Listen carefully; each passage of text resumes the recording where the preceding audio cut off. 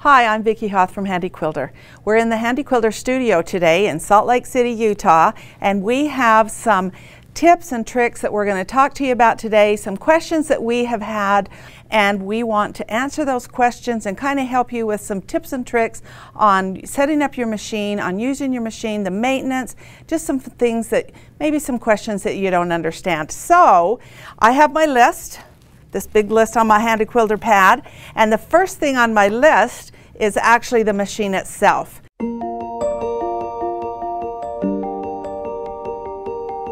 When you set up your machine and you want to level it, and you can send your husband out to the garage to get the level, or if you don't have a level, what do? So your machine is your best level. Okay, so if I move this machine back here and it's in the center of this frame, this is just an 8-foot frame, but look, this is not level. That tells me that the front posts on my machine, the feet need to be adjusted so that it raises the front of this up, because this is not level and this would drive me crazy. You do not want any resistance on your machine having to drag you one way or the other because it's pulling another way. So this is the first thing we're going to do, is let's get it leveled. Okay, now let's test it.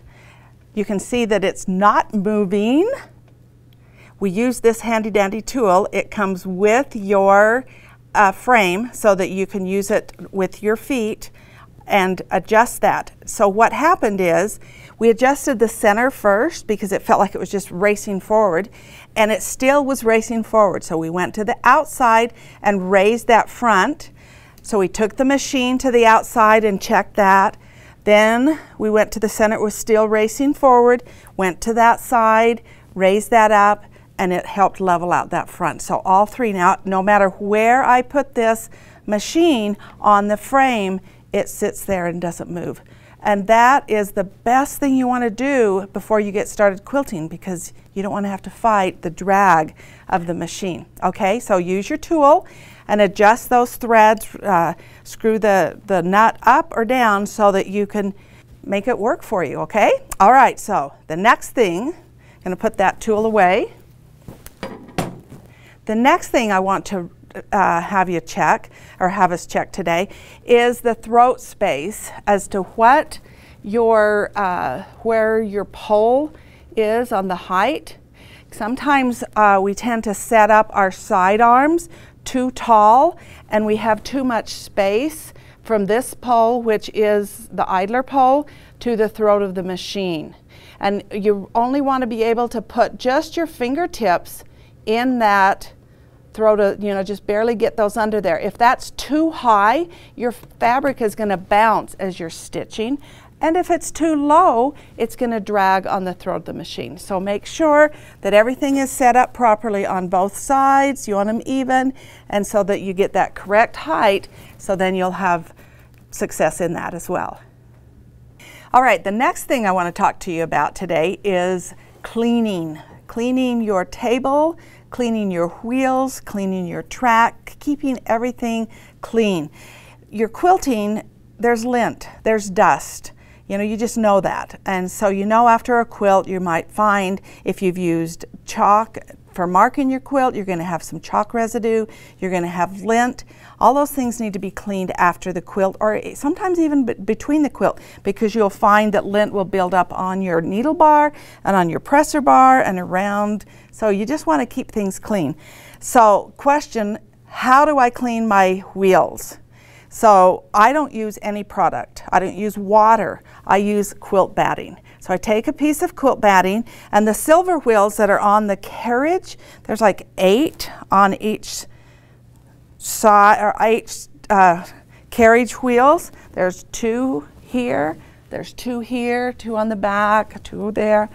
All those wheels need to be cleaned once in a while because they get dirty, and if it builds up lint, it actually can cause kind of a bump, and then that throws us, okay? So I take quilt batting and I just put my finger on the wheel, and then I roll the machine. So that wheel will roll and it will clean off. Now this one's not very dirty, but it will get that way after many quilts. So just roll each wheel that way so that it'll clean. And the other thing is, don't throw your thread down on your carriage or on your machine, you know, the frame, because it's eventually going to get rolled up in those wheels, and that causes a binding. So then on the track of the carriage, this can get dusty, and there you can get dust accumulated in the wheel here. So you want to just the same thing is just wipe that down with quilt batting. I never use a or any type of a product, not even water, because my quilt batting, the scraps of it, it works great and it'll clean things off. Clean off your machine, keep it clean. It's going to be running really good for you, okay? Now the next area you're going to clean is your inside of the machine here, which is your bobbin hook area and your bobbin case. And I'm going to have Carrie come in. We're going to talk about the maintenance. She teaches that class all the time to beginner quilters, and some of you out there are not beginner quilters, but it's always a good reminder to know that you want to keep things clean, clean that bobbin case, especially when you're using a really linty thread. Every time you change your bobbin, you want to change, you know, clean things out, because lint can build up in the funniest areas. So I'm going to bring Carrie in and we're going to talk about that.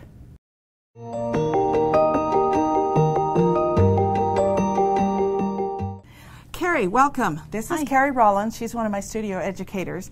Carrie's the one that teaches all of our beginners and everybody how to do the maintenance. But one thing I forgot to tell you before we get into what you do, there's a couple of things that still cleaning things that we need to worry about.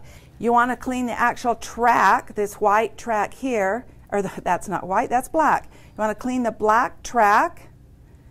It gets dusty, and I can peel dust off of that. The other thing that I have learned is that when I use pounce powder, pounce chalk, I actually sometimes will get chalk on the encoder. Now that was when I had a machine that had the encoder along the front, which would be an HQ16. So those carriages that have the encoder along the front here, and if you're using chalk, that chalk builds up on the encoder and then it stops working. That was a lesson hard learned. So every once in a while I will check my encoder wheel and make sure it's where it should be and that it's clean so that it's rolling properly as well. Okay? All right, Carrie? Yes. Let's talk about cleaning the bobbin case to begin with. Okay. And the one thing you want to remember to do is every time you change your bobbin, you should clean your bobbin case. Now you should also oil every time you change your bobbin too. So we used to say every other bobbin change, and our faster running, like the Infinity, we say every bobbin change. You really see a difference with that. So we've kind of gone to the better to oil than not to oil. Right. So oil, put a drop of oil. If it's too much, if you squeeze it and it just runs all down, use some of that leftover quilt batting, you know, wipe it out down there so that, but you want to have that oil, that hook oiled, which is a nice thing that's all you have to worry about. Exactly, and it's just easier to remember. Every time you replace your bobbin, just go ahead and oil it, and then you clean out lint and oil. Yes. Right. And I will show you. Here, we'll put that there. There. All right, Carrie, we have two bobbin cases. One with a kind of a black looking spring, the other one with a fixed spring. Right. This one has a screw that holds it in. This one, this can actually pop out. And this little one here, the spring, has little prongs so that it'll go in the right position, so you can get that in. If by chance it does pop out, you can put it right back in and be good. And so this is called, there's a couple of different names for it. The brake spring, which stops the bobbin from spinning when you turn off the machine, or the backlash spring. Right. So it's two different names for it. But it's important to have that in there so that when you stop the machine, it's actually going to stop the unwinding of the bobbin. Right. So show us how you clean. I'm going to hand that to you. All right. You're just going to use the brush right in here and really try and get everything out. And then another good thing to do is to get a little business card or a piece of paper or a corner piece of paper, anything that has a sharp corner to it. Okay. And you're going to actually Okay, we're going to hold that up here. Let me hold it for you. Okay, you're going to actually go underneath here. Oh, look at that. See, you would never know that that was there if you didn't put something under there to check it out. And why is that so important? Because that can really affect your tension.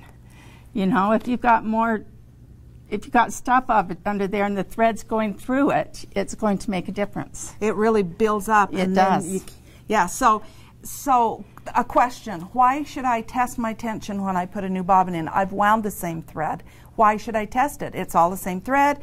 What's the deal? That is the deal. Yes. Right there is that with that tension changing, you wouldn't have known that. It's the same thread, put it in, and then the back of the quilt looks horrible because it just released tension. And you would never know it was in there unless you get under there and really get it out. So check that trick. So now, can I see that? I want to see if we got it all. I just want to test. Sometimes people use a pin, but sometimes if you use a pin, you pull it out. So do you know what I have? I see it found some more lint. I actually have a pad of Post-it notes. And I just peel off a Post-it note, and that corner, it's just paper. It's not cardstock. And that would work. It just pulls it right out. Exactly. So I've quit using a pin. You can use a pin, but I just use the Post-it notes. It's right there. And it works fine. Right. Yes. Okay, so now the next cleaning area you want to do is make sure underneath in your machine where your bobbin goes in. Can I use canned air with the Amara? This is what we're quilting on today is our Amara 20. Can I use canned air with it? We suggest that you don't. Right. Because the lint could go back into the machine. To the workings of the machine. Right. Okay. And so you don't want to do that. You just want to take your brush and really give it a good clean out. Okay. And sometimes you may find that you need to take off your needle plate and clean the top of that and clean out just to make sure, especially if you get some thread locks in under there and things aren't working. So every once in a while you might find you need to do that. Just don't lose your screws because you want to be able to find those, okay? Right. All right, so the canned air. On our Infinity, it has some a bobbin cutter and different wires there. So we recommend that you use the canned air for the Infinity, but not for the Amara or the 16 or Avante. Okay, so you're going to clean out that area. Then you're going to put that drop, and we've got that drop of oil. Yes. Right there on that race. If you squeeze out the bottle and there's too much oil that comes on there, use some cotton, some batting, and just absorb the batting or the oil that it may drip down in here, and just absorb it so there's only about a drop on there. Okay. Now, when you put your bobbin case back into the hook area, it's really important that you don't pull this out, that little latch. If you pull that out while you're putting your bobbin in, it is not going to catch like it needs to. Click in. Yes, click in. It's not going to click in. So, that's, all my life on my other machines. I've always used that. But now I know that you have to, just hold it so the opening is up. And push it in. And this helps click into place so that locks it. Right. This is for bringing it out when you pull it. And then it has a little lever there that grabs the bobbin and pulls it out with you. Yes. So, pulls it out. So, okay. Yep. All right. Can you put that in that hook? I know this is kind of weird that we have this. It's awesome, actually, that we have a hook here, and we can actually show where you would oil. Yeah, right along this little line. So right along that ledge is your oiling spot, and then we need to put in our bobbin. So we'd put it in, and you'd have a bobbin in there, of course, but place that in there. And then listen to it. And it clicked into place. And that's in there properly. Then you can lift that, and it pulls out with your bobbin. Absolutely. Okay, now the next big thing is tension.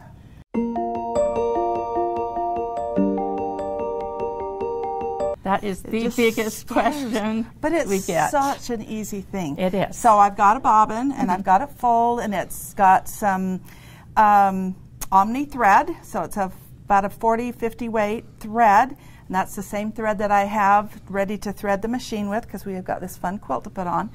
And it's wound so that it's full. So how are we going to do? We're going to make sure that the bobbin goes clockwise into your bobbin case. So make sure it's kind of showing you a 9 right there. And then you're going to bring it up through the slot there under the spring. And there's more than one way to check this. Some people just like to put it there and see if it will see. That is way too tight, because you shouldn't be able to lift it up like that. Right. It should just stand up firm in your hand. And then just kind of glide through. All right, so you need a screwdriver, and I'm going to hold this so that everyone can see. Going to hold this, and you're going to take the screwdriver. And which screw are you going to use? We are going to use the top screw, which is the big one with the circle around it. So this screw, the little one, that's the screw that holds the tension spring on. This one is your tension adjuster screw. Okay? So only use the tension adjuster screw. So are you going to turn this like whirly times around, or what are you going to? I am going to turn it like a second hand on a clock, just barely a little tick at a time. Okay. All right? So we're too tight, so I want to loosen it, so I'm going to go to the left. And I'm just probably going to go like that. Okay. Try it. Still too tight. Still too tight. Oh, I just had to let it go. How are we doing? Okay, so it's raising up. Okay. Standing up good firm in my hand. Yes. There you go. Wow, that was a great adjustment. That was good. Now try and do the spider web. Now some people like to do that too. I actually like it to just sit there, but it's got to stand firm. Right. And so I let it sit there, and that is good tension. That is very good Perfect. tension. Okay. If you want it a little tighter, you could just barely. Just a tick.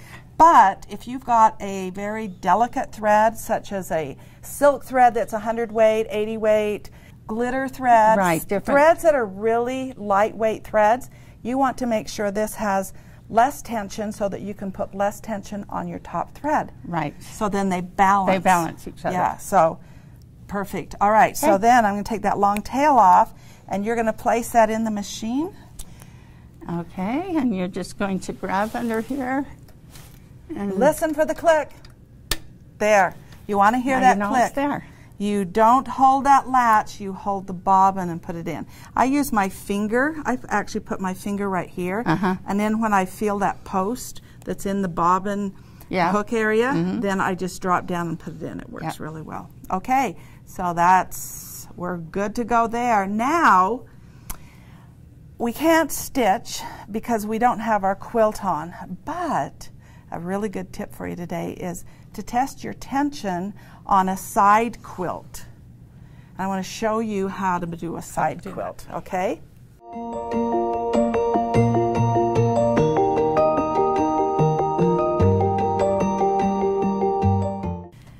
Okay, now I have Marie with me, Marie Eldridge. She's one of our studio educators as well. And the questions that we get on tension are, there's not a day that goes by that somebody doesn't call about tension.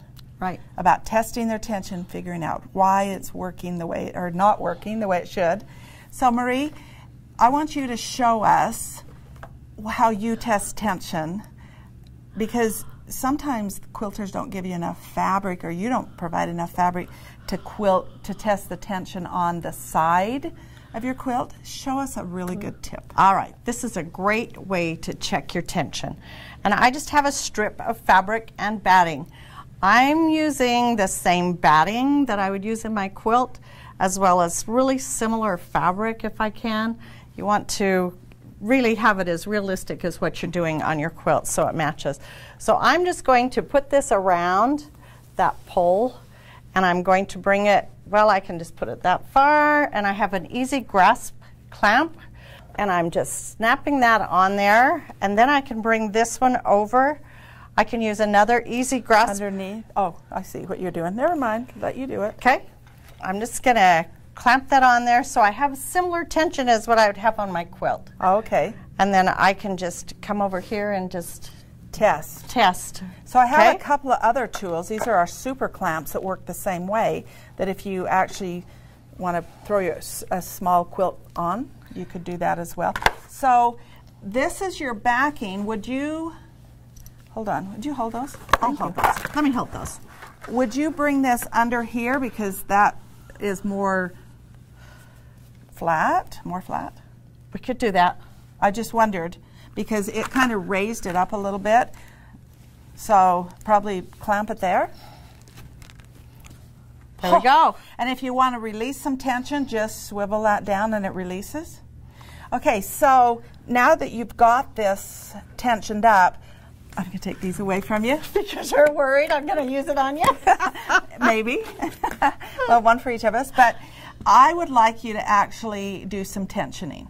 Okay. So you're going to stitch, and then because you've got those clamps on, rather than crawling under the machine or under the fabric, under the quilt, you can release that clamp and look at it.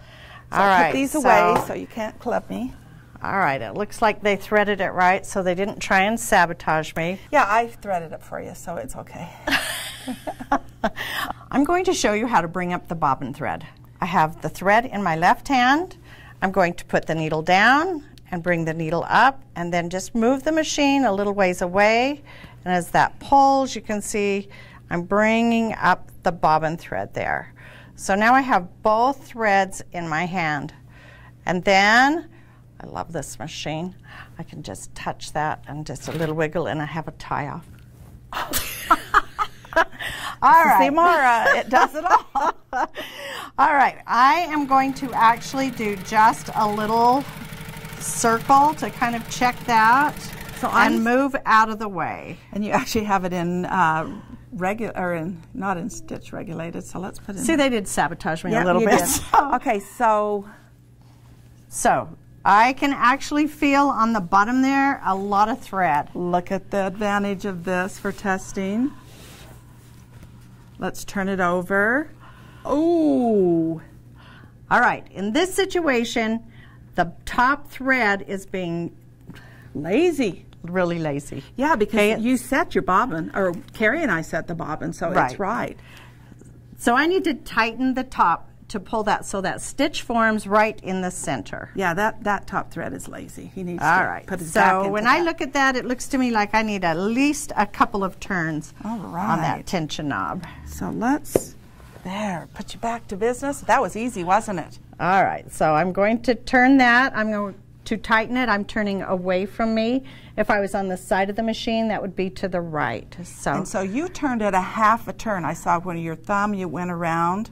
Okay, so I'm going to turn it another half a turn at least. All right. Going to hold on to that. And I'm just going to lock that a little bit. All right, here we go.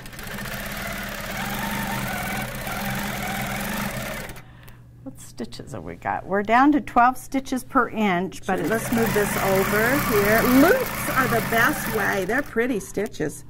Really pretty. Should we look underneath? Well, let's just take a peek. What? We can pull this off? Yes. We can look. It's looking better. Hey, he's got a little back into that. Can you see that? Yeah, you can totally feel that with your fingernail. Yeah, you can feel that top thread is just laying down there. So maybe another full turn? I think another full turn. So 1, 2. Okay, so 2 half turns make a full. At least it was when I took. When you did fractions. 2 halves equal a full. That's what they said. All right, let's see if they were telling the truth. So you kind of need to stabilize this fabric a little. Want me to hold it? Yeah, let's do 2. Loops, do some more loops over here, right in here. Yep. I'm going to stabilize it. All right, here we go. Well, stitches are looking really pretty. All right, let's see if we're getting there. Oh, look at it, still there. It's still coming. So, I think, and I'm going to show you something, I think that there's something going on because that's too tight in the bobbin. As I pull that, I'm going to just break that. It feels okay here, but is there by chance, have I wound my, and it feels good. It springs down. It feels fine. So the tension feels fine. Let's feel this one. How does that feel? And this is another really good tip, is this draw test. Yeah, that feels pretty good. So you draw different than I do. So this is a heavy thread, so you can really test by, and I pull here, you pull up here, but it doesn't matter as long as you hold this thread and pull. If it pulls so tight that you know that you're going to break your thread, you're going to shoot. So you're going to have to loosen that back up. Okay, so let's go ahead and put this back in. Retrieve my easy clamp. And I'm actually going to tension it some more too. Turn it and turn it. Okay, one whole turn. Yeah, okay, there you go. We got a lot of thread going on here. That's what scissors are for. All right, so we'll just bring up that bobbin thread so we have all of Trim that. This. All right, tension are you going is so important. We just have to steady get that? So oh yes, sure. I'll be your helper. Oh, I think we're getting there. That looks right. so. Look at how beautiful. Yeah. Woo. Did you see that? Look at it again. Look at the difference from where we started to see how those stitches sink in. That top thread has finally got his back into it. He's working hard. He's pulling the bobbin thread up. Beautiful on top. And you can kind of see that little tuft, you know, so it pulls it down in. Where over here it was kind of drawing it in. You could tell it was not set right. So, how many times did we turn it? Probably 2 full or 3. I did one myself, 1 full one. You did 2. 2. So yeah, 3, that's how loose it was. Now, the key, again, is to feel this draw. That's pretty tight, but it's not so tight that it's flexing my needle, and it's not so tight that it would break the thread. And it's beautiful. Yep, we got it. The stitch is beautiful. All right, good to go. Now that we know our tension is good, it's time to load that quilt. So Cheryl's going to come in, and we're going to load a quilt for you.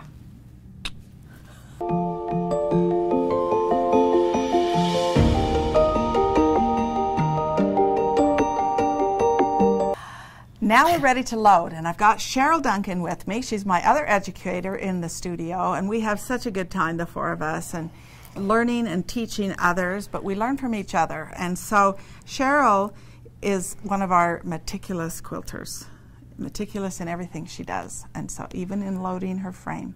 So we're going to learn today how to load. We're on the gallery. No, we're on the Studio 2 frame, which is with the Amara, and it has 2 different types of loading, 2 different configurations. It has the standard load and the clear view, and we are in the standard load, which most of you are familiar with because that's the way your frame is, so that you will load your backing onto the front pole next to your stomach, the top, and then bring it up to the take-up. And what's this pole called? It's the idler pole. Idler pole, and we've got everything set up. So let's talk about how to load. I'm going to hold these pins, and what have you got here? Well, we've got your 3 pieces of quilt here. We've got your batting, we've got your top. So this is a 80-20 cotton poly. We've got your top, nice and soft flannel, and then we have cuddle fabric for our backing. Cuddle. So soft. I know it. It's just like put my face against it. So, cuddle scares people. It does, and I don't know why, because it's wonderful to quilt with. Okay, but there's a stretch. There is a stretch. And which way is the stretch? The stretch goes across the fabric. From selvage? From selvage to selvage. Okay, and I hear a lot of people say, well, you're supposed to load the stretch this way, so that when you're advancing, it doesn't stretch. But I do not like loading that edge, that cut edge, because a lot of times it curls. Well, not only does it curl, but a lot of times this fabric is so wide that it's really hard to get it really straight. But you know that your selvages are going to be straight. Okay, and so I pin to the selvage. I pin to the selvage also. And then when you do the advancing, you just careful allow for that that. I don't stretch it. Right. Okay, I'm ready. I'm ready. So I'm going to put these aside. The first thing that we're going to do is we're going to start loading our backing. And you want to make sure that you mark your fabric as to where your center is. So I'm just going to take a pin and put it in my center right there. When you first get your... Do you do it on both sides? Yes. Well, not so much on the backing, because I'm going to show you a little trick. We can. Okay, let's do it. But I'm going to show you a little trick that I always do, because what if my leader had been moved? You mean because you've marked your leader and you don't have the center there? Correct. Then you move it back. But it doesn't always get moved. What if somebody borrowed your machine or in the studio they get moved all the time? Because you're going to show us a trick. Watch out for this trick. So I've got my centers marked on both edges of my fabric. And that's on the selvage. Yes. So now I'm going to move our machine out of the way. That's not rolling, it is stable. It is so level. I know, isn't that nice? So I like to just take my fabric and put it across these here? poles. Okay. Because that puts a little tension on it as we're rolling it. Well, do you know what it does for me? See how that's curling It keeps on it that edge? straight too. It does, but do you know what it does for me? The most important thing it does for me is I visualize a quilt. A quilt has the backing fabric with the right side down to the floor. A finished quilt. A finished quilt, right. And that gives me that visual in my mind that this is the way I'm loading the quilt, so that this right, beautiful, fluffy side is down, just like it would on a quilt finish. Wouldn't it be sad if you did it from the wrong side? And quilted it. Yes. Now, if you did it from the wrong side and didn't quilt it and figured it out, you could actually unroll it and flip your leader and flip the fabric and just leader it back, pin it, or Velcro it back on. Oh, what an advantage of the Velcro leaders. I know, but rather than unpin that, oh yeah. Okay, so when you first get your machine, you want to mark the center of your leaders and the center of your pole. Okay.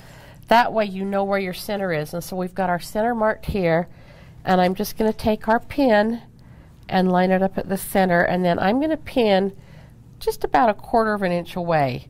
Okay, and you took a big bite. I took a big bite. And here's your so pins. Then whoops, sorry, I'm going to just put my pins point to head. No overlapping. I don't want to overlap it, and I don't want to weave it, because weaving it just takes time. This is secure enough that it's going to hold it. But I don't want to leave big gaps, because if I've got a big gap, it's going to pull, and my quilt's not going to stay straight. Uneven tension on the fabric, okay? So we're just going to pin all the way across the quilt, and once we've got it pinned, then we're going to roll it up. Okay, you pin your side and I'll pin mine. That's why I have a pin cushion. Is that right? I bet I'm done first. Well, yeah, because you started first. All right, Cheryl, I know you have a tip on this, so I'm going to hand you the pin. And I didn't pin this last part, so I know you have something you want to show. Okay, so on the last pin is the only pin that I weave, and it just makes it a little more secure on the ends. So I just weave that pin in so that it holds it securely. And on the opposite end down here, I actually weave the pin with the point going in towards the quilt, so that as you're rolling, you're not getting your hands caught on that sharp point. I've done that. Yes. I've done that, yes. Okay, so it's all pinned. It's pinned, and we're ready to roll. So I like to get it nice and straight. Straighten out your leader so everything has the right tension. Ow, see, I just stuck myself. So now, I'm really glad that you helped me pin, but I'm not going to let you help me roll this. Because we both have friends. We are, but you know, you have that really strong hand, and just kind of, we've got different hand tension. Okay, I'll step aside. So, but I'm not hearing something. Okay, if you're not sure, go ahead and put your ratchet down. That way you can hear it. So that you're rolling the right way. And you'll only roll the right direction. Okay. So engage that ratchet. Now, do you hear it? And that's what you want to always hear, is that ratchet moving, because if you didn't and you rolled it the wrong way, you'd re-roll it. So as I'm rolling, I'm just going to make sure that I'm keeping my quilt nice and smooth, working from the center out. So that it doesn't hourglass on the edges. Right. So I'll roll it 3 or 4 turns, and then I'll just massage it out. And it's kind of hourglassing over here, so I'll just move a little more over here. but it's looking good here, so we're fine here. This is so important. You know, sometimes I think we hurry too fast to get it on and then wonder why it doesn't come out square at the end and things look a little off. Right. This is an important part of preparing the quilt and getting it on so that everything squares up. And one thing too is if you've got a seam, you want to make sure that your seam, if at all possible, runs the length of the pole, because then when you're rolling it up, you've only got 2 layers of fabric here, where if you're rolling it in the center, every time you roll, you're rolling up 2 layers of fabric, and you get a big bulge there. Well, and it also gives you a reference halfway through, or wherever your seam is, that you're getting it straight, because sometimes, like if I helped you roll and I had more tension, I would have it tighter than maybe you would over there. Right. And the same thing with a pieced back or piece top. Use those seam lines to help you keep it straight. Okay. So we're just going to... So a little tip on using this beautiful cuddle is you can kind of see a lot of fluff there. When I cuddle, I throw it in the dryer with just air fluff, and it takes all those little pieces off, because you should see what the floor looks like right here. And it's our pretty pants. Yeah, we got that too. But yeah, so that's a really good tip, to just clean that up. You don't wet it or anything, just put it in an air fluff dryer and it takes all those little pieces away. Okay. Are we getting square as it comes up here? That's pretty good. I see your center looks like it's drawn in a little bit, or maybe this side. So look how she massages that. So we're just going to massage this and make sure that it's nice and straight. And then I also do that when I roll too. I will massage it and make sure that it's straight. Okay. All right. Okay, so our back is on. Now. So now we're ready for our top. All right. We have this cute little flannel. Somebody's going to get a little cute little baby quilt. Now, did you measure this? I thought you did. I did. So this is folded. This has got a fold in it. We're actually going to put that fold that way. Okay. Because that's the halfway. And I notice here that our leaders aren't marked. So instead of worrying about the leader, I'm going to look at where my quilt is, and I'm going to make sure that my top is centered on the back of my quilt. Didn't you? Yeah. Okay, so there's my center, but I need to know that I have enough fabric on each side. Right. That I can, because if I had put this over here, I would not like that. No, so I want to have a couple of inches on each side. And it's best to make sure that you've got 3 to 4 inches all the way around your quilt, so that you've got at least 1.5 inches to 2 inches on each side, top and bottom also. So a really good tip that I have found is that find your center, measure, and then pin that quilt out. Say this is 22 inches, pin it out to 22 inches, and then do the same thing over here and pin it out to 22. Because if I found the center, and that's the true center, and I pinned this and stretched it and got it out to 23 and only to 22 or 21.5, I have just made my quilt not straight. Yep. So measure from the center out so that you get that, and you can place pins every once in a while to make sure it stays that way. Work that fullness in if it has to be worked in. Today we're just going to pin because this is such a small quilt. Now I love to just lay it flat here with my hand and pin. And it's amazing that I was probably taught by you, because that's the same way that I do it. Because some people will pick it up and pin to the leader side. You can do that, it's fine, but I really like being able to just use my thumb to bring those edges together. So another way that I've seen people do this, Vicki, is I've actually seen them, and I'll see if I can get this to do this, to take their fabric and put it on the leader like this and try and pin that. I have seen that. To me, and it doesn't work. Well, I've seen it done. The thing that I worry about, which I would do, is I would end up sewing over the top of the leader and sewing those two together. So this way you know that there, and then you can see your pins as well. There are other loading methods that you can use that are that are out there. I just stick with pins because I like it. Did you weave your last pin? I did not. Oh, I didn't. I'll weave my last pin. Thank you. Okay. Okay, so now we're going to roll up our top. So again, this was the same thing should have been done.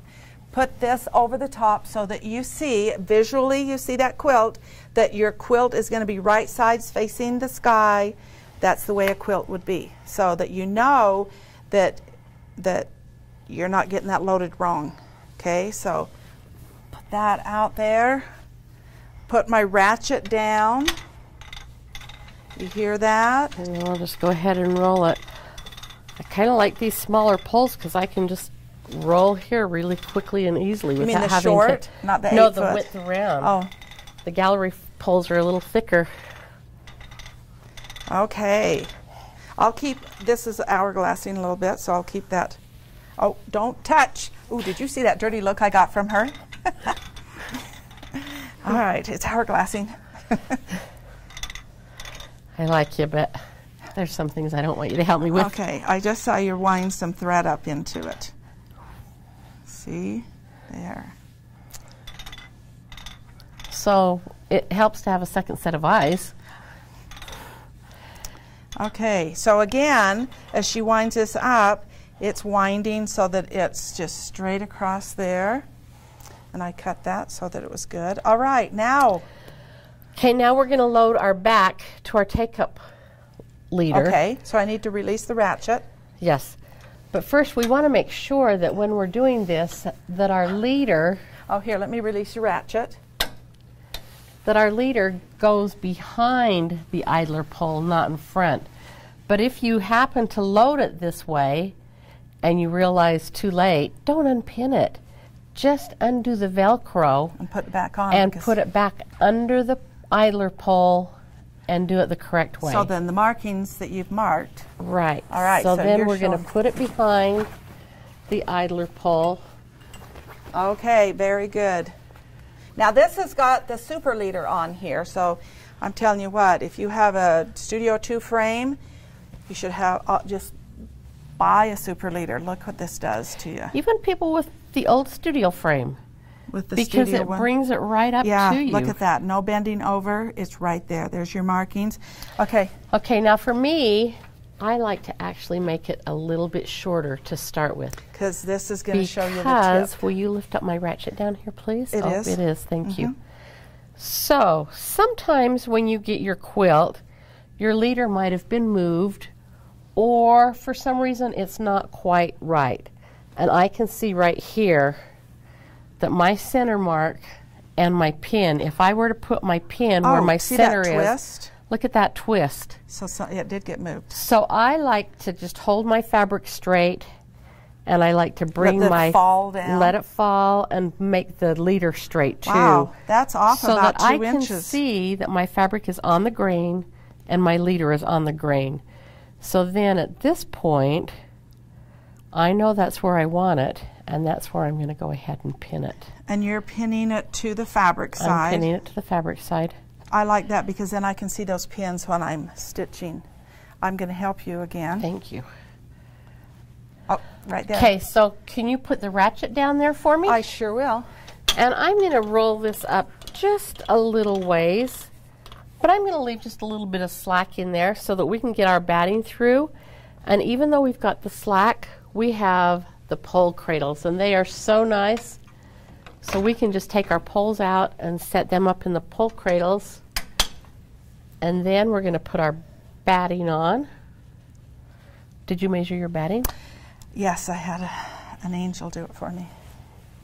That would be, oh look, how good that is. So I'm going to put it right up to the edge of my pins. Ooh, nice. So you still see your pins. So I can still see my pins. Good tip. And then I like to bring it up and tension it up. But not too tight because remember, we have stretch here. That's right. So now I'm going to be careful. Wait, I'm just I'm kind of OCD about this. There we go. Oh, wait, I pulled it. It's so important. Okay, do you Okay, want me so to put now we're mine going to put down? ours back down. Ratchet. So now we're ready to baste or quilt a straight line so that we have something straight to pull our quilt up to. Because we want to keep it square. We want to keep it square. And then draw. So quilt So that it would first. be quilted with either first. a basting stitch, or if you forget to put in basting, it's okay. And then bring that forward. So then you're going to bring that forward to that stitch line. And I like to, rather than just thinking, oh, it's going to stay there, I actually like to take and pin. My pin's going this way, but far enough away from the edge that I'm not going to hit the pins with my About hopping every foot. 4 inches. Every 4 to 6 inches. Okay. Across your quilt. And I always start in the center and go both directions just to make sure that everything is For nice the and pinning smooth. part. Yep. So when you stitch, do you stitch starting in the center and going both ways, or do you start over? I just start over here and go. Because you've stabilized it with pins, Right. you've got it all set. Then you can use, and the glide foot works great. Yes, it does. To just flow across, it doesn't push your fabric. Yep. Works great to do that basting stitch across and then down that side. Right. So can I give you a tip? Okay. Maybe you were going to say it. Okay. But when I baste the sides, Mm-hmm. I start at the bottom because then I know that this is where my fabric is on the edge, and then I channel lock it and baste up so that I know that that's going to stay square on that corner. Well, and it that way- doesn't push fabric. Right. Oh, were you going to say I was that? going to say that. Sorry. So then the only other thing that we need to do once we've got it basted and ready to go is we need to put our side clamps on. Okay. So let's do, are you going to advance this forward? Are you going to do free motion quilting? What are you going to do here? Because if I were doing the Pro Stitcher, I would advance it and give as much throat space. Right. But if you're doing freehand, you might want to start with just a small space like Right this. where you're at here. Because your 12 inches is your best quilting area for your eyes. Okay, and your arm length. And your arm length, too. Right, okay. So, all right, so side clamps. Why are they so important? so it helps hold the quilt secure. Do you put it on your backing, your batting, or all three? I usually put it just on the backing and the batting. Some people say just the backing. But sometimes I like to be able to see where my clamp is. And if it's under my batting, I might not notice it completely. So what happens, and we'll do it on this side. I'm going to release this clamp. And let's advance this a little forward. Whoops! It didn't follow. There, that's good enough because I didn't release that tension. There, do you see how that stretch? So that's when you have to be really careful with your cuddle fabric, your stretch fabric, so it doesn't stretch. See how that stretched there? So that would have been stitched, and as you advance that forward. But the clamps on the side, what happens if you're quilting and you didn't have enough backing fabric to be able to clamp? Because if I clamp this, give it a clamp, and my fabric is clear over here, it's going to hit that clamp. Right. So can you give us some, or if I'm using a ruler base, the ruler bases have a good table base, and it's going to hit that clamp and then it's going to throw you. It is. So I like to take just a piece of twill tape, just plain old simple twill tape. And I actually have taken mine at home and I have folded up my ends and I've stitched across the bottom of it so that I've got that little lip right there. Okay. And that way my clamp actually fits on the side of that and it's not going to pull out because it's got that lip there. Okay. So then I've got this edge of my twill tape that I actually will pin to my fabric. Boy, that extended that, and you don't have an issue. You're not going to hit that with your ruler base. You're not going to hit that with your machine. That is great, yes. And it is so important to put your clamps on when you start quilting to keep things so you don't get tucks underneath with your backing fabric. And if you're using Pro Stitcher or some type of computerized program, it's like a big embroidery hoop. And embroidery hoops have tension on all 4 sides of the hoop. Right. This is a hoop. This is just a great big hoop, which is cool. We have this great big hoop that we can quilt, but give it the correct tension so that there's no surprises at the end. But you don't want to pull it too tight because you can actually distort your fabrics. Right. You could distort your backing over your top. Well, especially a knit like this, look what I Yes. can do here. Yeah. So that is really a good tip. Yes. Thank you for sharing that. And if you load your quilt square, you're going to have a square quilt to quilt. Right, and keep it square. And you know, there's another tip that Marie uses, is that sometimes you find you have fullness in the quilt and you kind of need to even that fullness out a little bit. And she'll take a rotary cutting ruler or maybe one of her bigger long arm rulers, and she'll use that to kind of sweep and kind of even out the tension using that ruler and sweep it and kind of smooth everything out. So some good tips on helping get the quilt square, keeping it square, and being successful in your quilting. Okay, one thing before we finish up today is you've got this quilt loaded and you just said to me, I really like the height of this machine. I do. That table. I don't. This is way too short for me because I'm what, 5'8.5" and you're Maybe 5'3 1/2. Okay, so 5'4". that's 5 inches difference, and I feel it. This would be really uncomfortable for me. So quilters, this is so important. Get that for your comfort. To me, this is too short unless I sat on a stool, and I wouldn't want to. So I turn, we kind of give a tip to turn, and if there's like 3 inches from your elbow to this pole, yours is about 2, which you like this.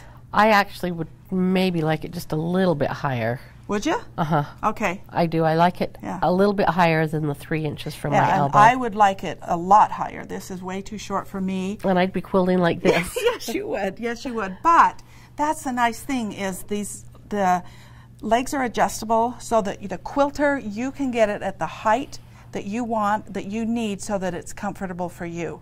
Now we do have the high rise that they can add to our frames, and you could adjust it so that you could quilt on it one day and I could quilt on another. That'd be great if you were sharing. Right. If you're sharing with someone, then you've got that option.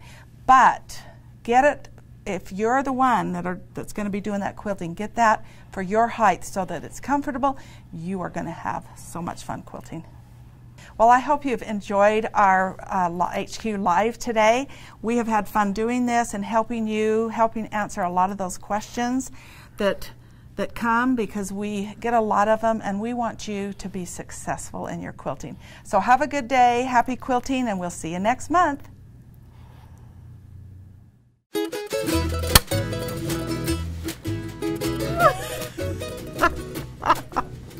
Cluck, cluck, cluck. Let go of it. No, what? What's wrong with my chin? I thought I caught a little shadow. Oh! Wait. Oh my gosh! All right. Where do I look? That camera, that lens. Let me entertain. Okay, now we are going to kick Marie out. Back there just being a goof off. All right.